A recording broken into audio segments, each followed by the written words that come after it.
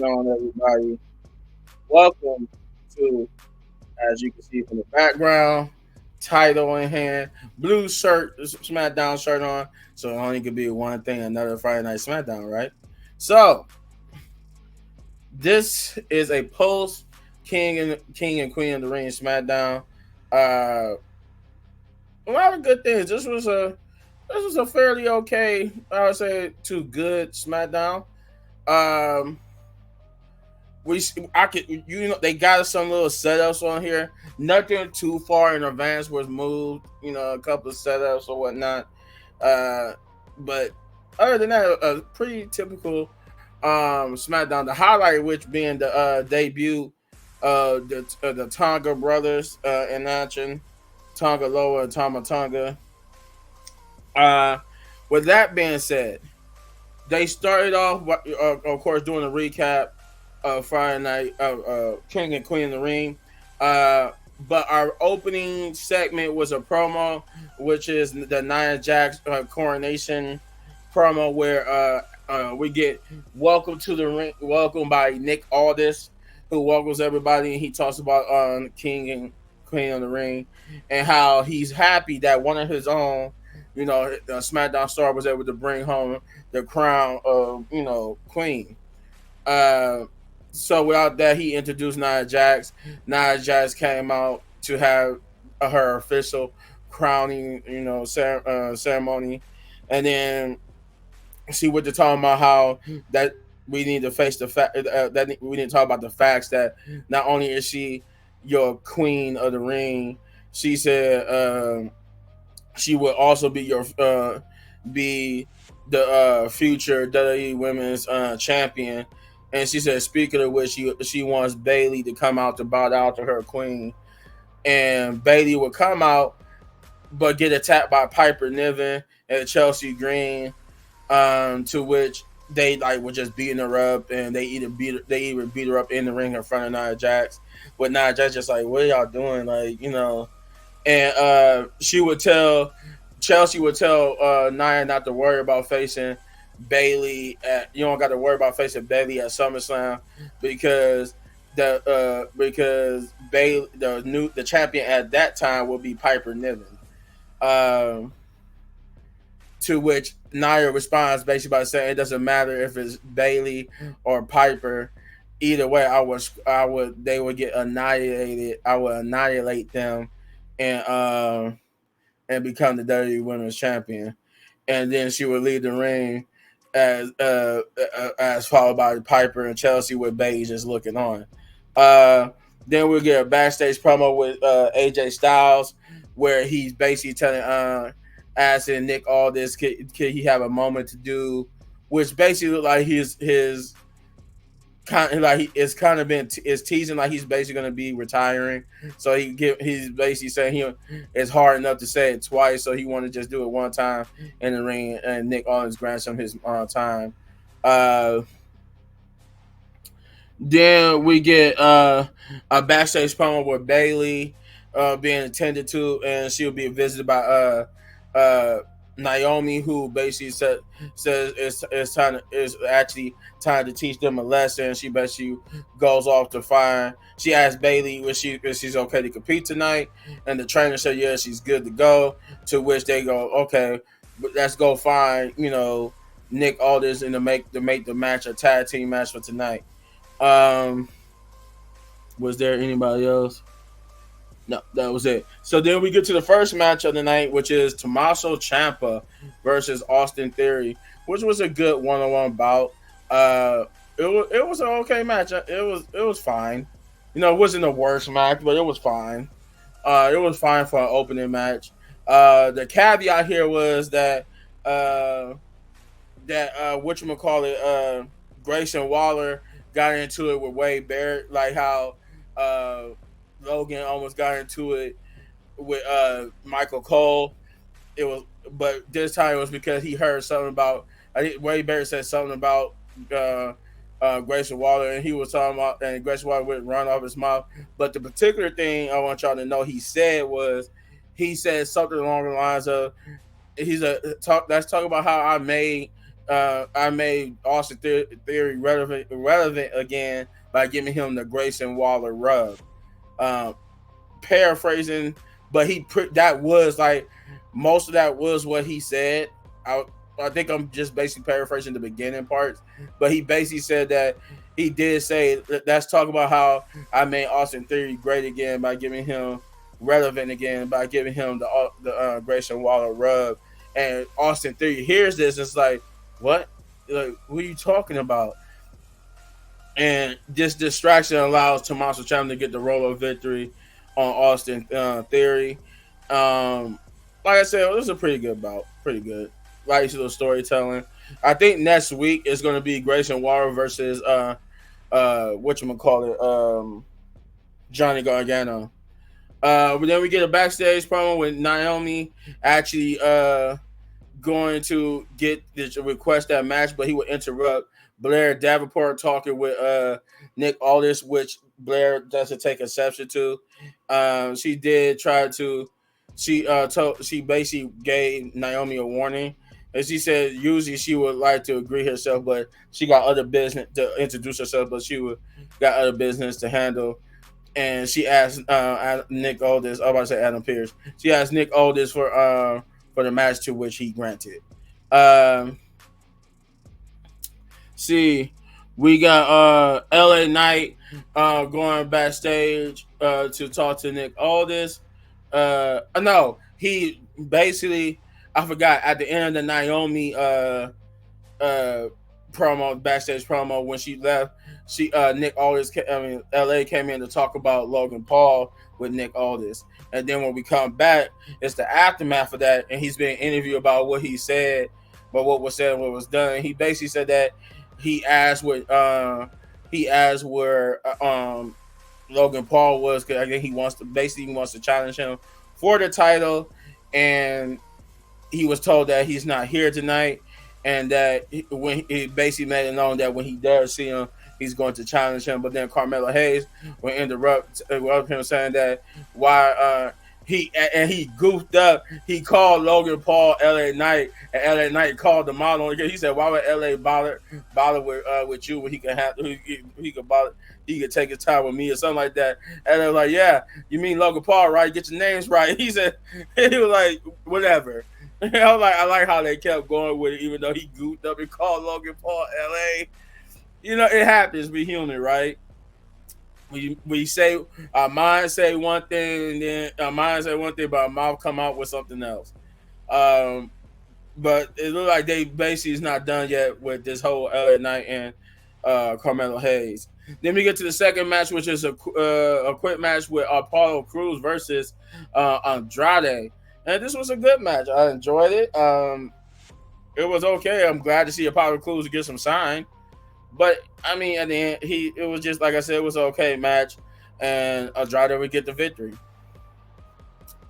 The Bloodline will have a backstage promo where Paul Heyman tried to give Solo some advice about the chaos. Like he said, he was trying to tell him how like Roman used violence to reinforce it, but he had a strategy, he had a plan when. And he had counsel when they used violence. And here he's trying to tell them, like, basically, y'all just using violence just chaotically. Y'all don't have no plan. And he's trying to tell them the plan, if we're going to use violence, the plan should be to use the violence to get to where they need to be, to where they can have, by the time Roman Reigns come back, they can have Cody Rhodes in check. And he said, he says that we do have Cody Rhodes in check, and he don't even know it yet. And he said, "Wait a minute, who's we?" And before Paul Heyman, before Solo could answer that, Kevin Owens' music would hit as he's going out for a promo, and he would tell Paul Heyman for right now he better go out there and handle that. He's talking about Kevin Owens, and that's what Paul Heyman goes to do. And then, like I said, we'll get the Kevin Owens promo where he basically came out to talk about Randy Orton. and how Randy Orton couldn't be there tonight because he's recovering, nursing wounds, and but that he was here to stand up to Tama Tonga Loa, and which I'm known Solo Sikoa, and Paul Heyman would come out to basically plead with Kevin Owens to to basically leave Tama Tonga Loa alone, and that he doesn't understand what he's dealing with. That he reminds Kevin Owens that Roman Reigns had respect for him and everybody that he was in the ring with, and that no matter what they've been through, no matter what happened, he had respect for Kevin Owens. But he said Tama Tonga and Tonga Loa is thugs. They're thugs. They're not people to be messed with. They don't have respect for you. They just want a reason to hurt you. But Kevin Owens brushed it up, saying, Paul Heyman's a liar. He's probably orchestrating this. What are you doing, trying to make people fear them? Like, you think he's trying to pull a wool, but Paul Heyman just goes off on a tirade because he's like, how come everybody can redeem themselves, but Paul Heyman, you did horrible things in your career, but you get to redeem yourself. How come I can't redeem myself? How come I can't be the one looking out for you? You met my kids met your kids. Like, I'm trying to protect you. Like, why won't nobody listen to me? And he actually hits Kevin Owens with the microphone. Kevin Owens will take steps with that, almost about to attack Paul Heyman, to where Solo comes out with Tama Tonga Loa, and they would get ready to attack Kevin Owens, but the Street Profits would back him up, and they would all get into a brawl with Kevin Owens and Solo brawl into the backstage, and while the Street Profits and Tama Tonga Loa were brawling in the ring, and thus we would get to the third match of the night, which is the Street Profits versus Tama Tonga and Tonga Loa.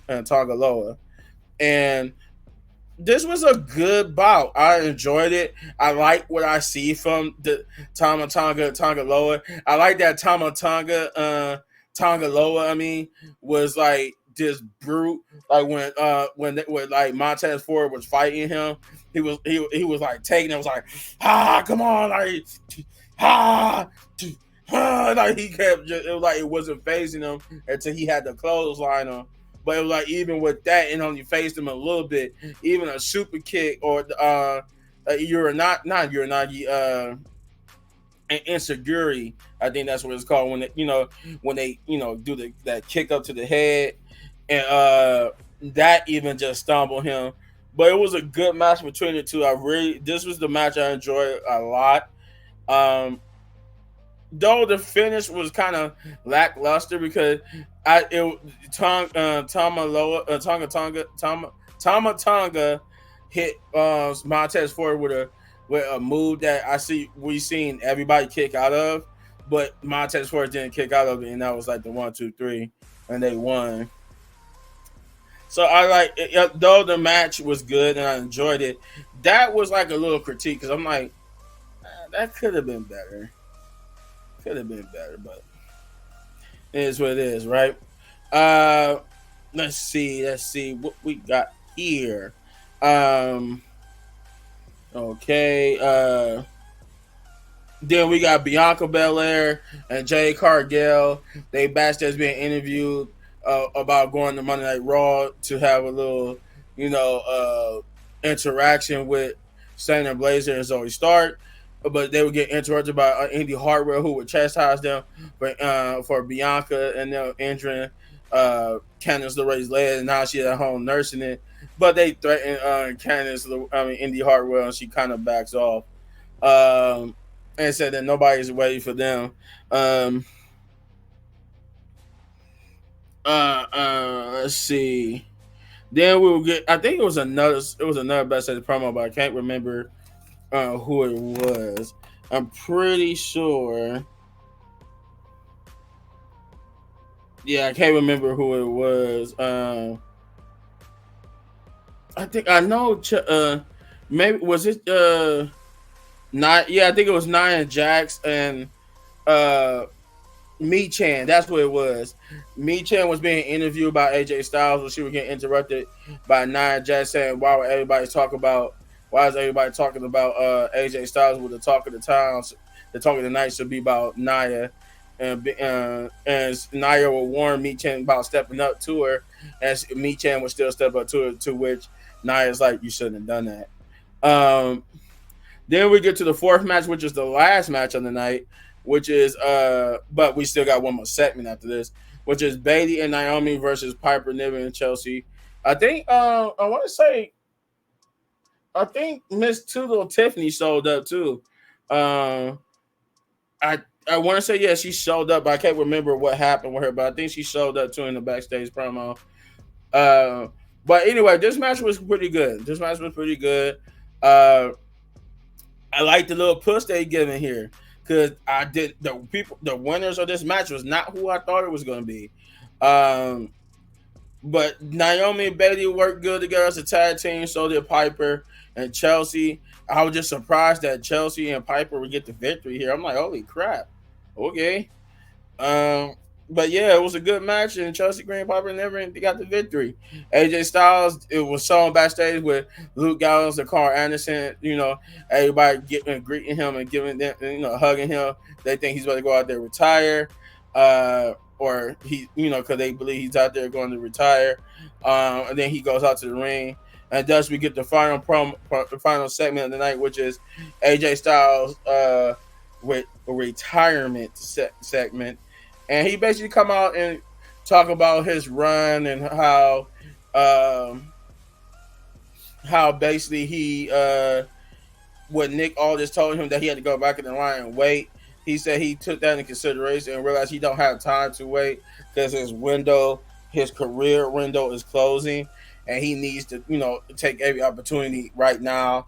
And he said something to Cody Rhodes, which is basically he asked Cody Rhodes if he called him out there to the ring when he come out, and he called Cody Rhodes out and tell Cody Rhodes that he enjoyed the match they had in Leon France. The crowd was electric, and he considered that one of the best matches of his career. And he basically made it seem like he's going to retire, and Cody Rhodes said some words of encouragement. I can't remember what he said, but it was basically some encouragement words of how grateful he is at AJ Styles. And Cody would grab his hand, they would just raise their hands up to the crowd, and in celebration of AJ Styles. But of course, AJ Styles would close on Cody Rhodes and attack him, and I think he beat him up in the ring, beat him up outside the ring, throw him into the steel steps. Then he would take apart the steel steps so he could do a style class from the steel steps to the floor, while Luke Gallows and Carl Anderson will hold off the officials and Nick Aldis, and thus that's what happened. He did the style class on Cody Rhodes off the steel steps to the floor, and the show would end with them with AJ Styles looking at the crowd and at Nick Aldis, while Luke Gallows and Carl Anderson would get chewed out by Nick Aldis. Overall, it was an okay show. Nothing too special. I'm giving it a 7 out of 10. Like I said, it furthered the story with just AJ Styles and Cody Rhodes. I can tell they probably gonna have a rematch at Clash at the Castle. But other than that, everything else was cool. I mean, they setting up the tag team champions. The WWE tag team champions. They're going up against DIY. So, and I don't know what they. I guess Andrade is trying to be recruited by the guy there for Tasman, so that's the thing. But other than that, it was pretty. I enjoyed the match. The best match was the Street Profits versus Tonga Loa. But other than that, yeah, it was pretty standard.